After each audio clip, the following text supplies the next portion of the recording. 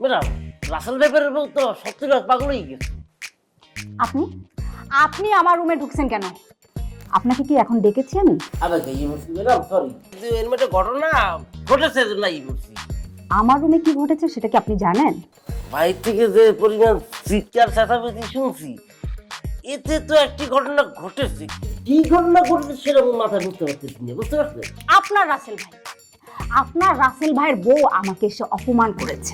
Excuse me madam, সে আমাদের কোনো ভাইবার আছেন না, সে একটা ভাইপার। আপনি তাকে ভাইপার বলে ডাকতে পারেন। আকাশ সাহেব, আপনাকে যা বলছি তাই শোনেন। উনি আসলে ওনাকে ঢুকতে দিবেন না। কিন্তু ম্যাডাম, সে তো আমার জানার মতো সে আপনার একজন স্নেহভাজন লোক ছিল, এখন আর নাই। আপনাকে যা বলছি তাই শোনেন। উনি যেন কোনোভাবে অফিসে ঢুকতে না পারে। পিয়নকে এখনই যা বলে রাখবেন। কিন্তু ম্যাডাম, বুঝতে পারছি যে আমরা পিয়ন দ্বারা তাকে বাধা দেবো, কিন্তু সে যদি জোর করে তখন কি করবো? আপনি ঠেকাবেন, প্রয়োজন হলে তাকে মেরে অফিস থেকে বের করে দিবেন, কোনোভাবে তাকে ঢুকতে দিবেন না। তাকে বাবার পিছন